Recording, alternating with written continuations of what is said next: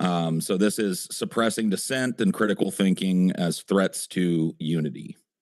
Yeah. So I'm guessing I you're think going he to fits this one. he's going to reference some of Trump saying this guy's a traitor. Well, I mean, there was a recent thing, and look, dude, I don't know that it neatly fits on this one, but I will say you can make a decent argument, right? What is good, everybody? Welcome back to the channel. So today we have got a debate that I have been wanting to react to for a minute now. We have a leftist going up against Andrew Wilson on Modern Day Debate, and the topic is whether or not a certain former president fits the criteria for fascism. And let me tell you, the leftist came prepared. He pulls out Umberto Eco's 14 tenets and starts going through them one by one, and what happens next is honestly kind of shocking because the other side starts conceding points left and right. You are going to want to stick around for the entire video, because the ending of this one had my jaw on the floor. Also drop a comment and let me know where you are tuning in from today. I always love seeing how far this community reaches, and it genuinely makes my day reading through those. Alright, let's get into it. But I wouldn't say that, no, I'd say that Trump embraces modernity far more than he rejects it. Like I would expect Trump to do things like if he was trying to make bids for the past, I would expect completely different play moves from him. And he doesn't really make any of those plays. He makes play moves that are really realistically in the modern sense dealing with issues of our time. I do think he's definitely a more modernistic president than Joe Biden was. You know what I mean, in terms of his worldview and stuff. So I think you're probably right on that. Yeah. Doesn't fit Trump super neatly, number two. Yeah, doesn't fit him neatly, no. The cult of action for action's sake. That's number three. Well, that's a specific philosophy called pure act. And pure act philosophy is not, again, Trump. I don't think Trump knows anything about philosophy. I don't think he does either. Yeah. And you have to understand pure act philosophy from the prism of the fascists. They were actually engaging in real philosophical dialogue about freedom of choice and predeterminism and whether or not you have biological functions which drive you. And Trump's not doing any of that shit. He doesn't care about any of that. No. But right at the core of it, it's valuing action over reflection. It's kind of an embracing of anti-intellectual sentiment. That's not really what pure act is, though. Pure act is a philosophy. Well, he doesn't. I mean, to be fair, Umberto doesn't use the term pure act in that little sub definition. But that's what he's referencing is the fascistic philosophy of pure act. It's what it's all built on. Is pure. Okay. It's what's called pure act. And no, I don't think that Trump. I don't even think he gives a shit about that. So like, if Trump doesn't know he's a fascist, does that mean he's not a fascist, even if he fits all of these? No, I think that you could make the case that he would be if he fit every single one of the or even most of them or some of them or whatever your criteria is. So I'd be willing to kind of grant that. I'm just saying here, I don't see any policy prescriptions from Trump based around the ideology or philosophy of pure act. He seems like he's more of a populist and has always been a populist. He's kind of a reactionary more than anything. So when people are reacting to things he does, he moves policy that direction that he thinks is going to placate his base. I think you saw that recently with Iran, in fact, that I think he would have probably stuck in there with the Israelis for a lot longer, but his base was really pissed. And so he started moving off of that, right? Yeah, I don't blame them. I saw a recent, not to get too far afield, but since you brought it up. Okay, so right away you can see what's happening here. Andrew is trying to do this thing where he goes, well, he embraces modernity, so how can he be a fascist? And look, that's a clever framing, I'll give him that. But the guy sitting across from him is not falling for it, because he immediately cuts through the noise and asks the one question that Andrew clearly was not ready for. He goes, okay, so if he doesn't know he's a fascist, does that mean he isn't one if he checks every single box? And that is the moment you see the whole defense start to crack. Because what does Andrew say? He goes, yeah, I mean, if he fit most of them, or even some of them, you could make that case. Excuse me. Did he just say some of them? Bro, you are supposed to be here arguing that this man is not a fascist, and you just told the entire audience that fitting some of the criteria is enough for you to grant it. That is not defending your position. That is negotiating your surrender. And here is what people need to understand about how these conversations always go. The person defending always starts with this big confident energy like, no way he's a fascist, that's ridiculous. But the second you start going through the actual checklist, the actual academic framework, suddenly it becomes, well, okay, maybe on this one. And then maybe on that one too. And before you know it, they've conceded half the list and they're still sitting there going, but he's not a fascist, though. It reminds me of how every authoritarian leader in history got a pass in real time. People said Mussolini was just a strong leader. They said he was just being practical. Nobody wants to call it what it is while it's happening. They only get comfortable with the label after the history books are written. I saw a recent debate, and when I say recent, within the last couple of weeks, where you were debating another person from the right, and Owen Schroyer, kind of yeah. Let me guess. The clip was better they get blown up than essayed. Oh, you know what? I saw the whole thing, but I didn't get to it from a clip. I kind of wanted to do my homework on it just to see, because if it went that direction.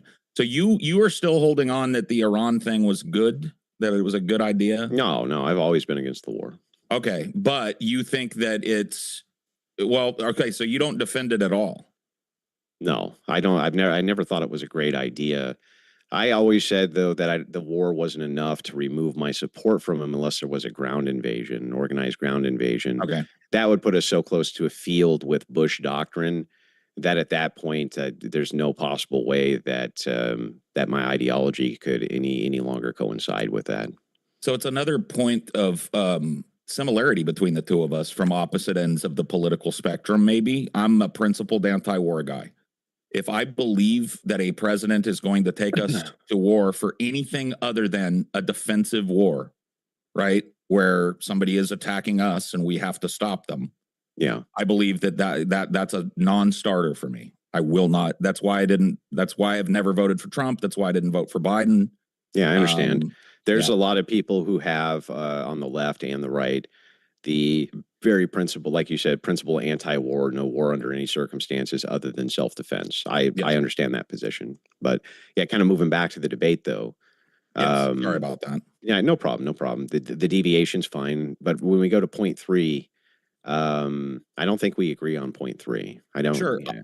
I would take Iran as an example. I mean, I think it fits as an example for. I think if there was any kind of reflection and intellectual examination of the ups and downs of following Israel into this quagmire and not letting them kind of reap what they've sown, I think that, we might have a different outcome today. We wouldn't be watching, the economy go up while everybody else gets poorer somehow. Yeah, I mean, maybe, but I don't know that doesn't really have anything to do with Trump being a fascist, though. That's just him doing what he thinks is politically pragmatic. It's a bad idea. I can grant that it's a bad idea, but it's much more difficult for me to say, well, he's doing it because he has some greater fascistic plan for the nation. Like these people do this kind of shit all the time. Now, this section is where it gets really interesting because Andrew accidentally tells on himself. He calls the man a reactionary. He literally says he's a reactionary who just moves policy wherever his base wants him to go. And somehow in Andrew's mind, that's a defense. You have to understand what he just described. He described a leader with no actual principles who will shift in whatever direction pressure pushes him. That is not the flex he thinks it is. Because the whole conversation about fascism and whether somebody has fascistic intent, this is exactly how it works. You don't need a guy sitting in a bunker reading political theory. You need a guy who will go wherever the most aggressive voices in the room tell him to go. And then the Iran conversation comes up, and this is where I really need people to pay attention. Andrew goes, yeah, it's a bad idea, I can grant that. But he can't bring himself to say it connects to anything bigger. He goes, that's just him being politically pragmatic. Bombing another country because your ally dragged you into a situation that had nothing to do with national security is pragmatic now. The people of Iran did not attack the United States. Their infrastructure was destroyed. Their civilians paid the price. And we're calling that pragmatic. That word is doing a lot of heavy lifting right now. And here is the thing that gets me. Andrew knows it was wrong. He said it was a bad idea. But he refuses to connect the dots because the second you connect them, the whole fascism defense falls apart.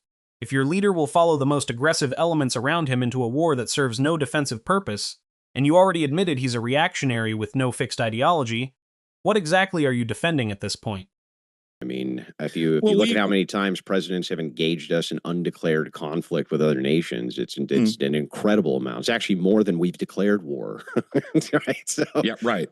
We did agree though that if Trump didn't know he was a fascist, he would still be one if he met all the criteria. Yeah. And there are a lot of people in his orbit that lead him around by the nose. I mean, this guy he's very ego based, so it's probably very easy for slick people to put an idea in his head or to get him to back certain things. So if there was fascistic intent in his cabinet and his close advisory, I think Trump would go right into it, right? I understand. I understand what you're saying there. I just don't see how that would line up with the specific tenet, the third tenet.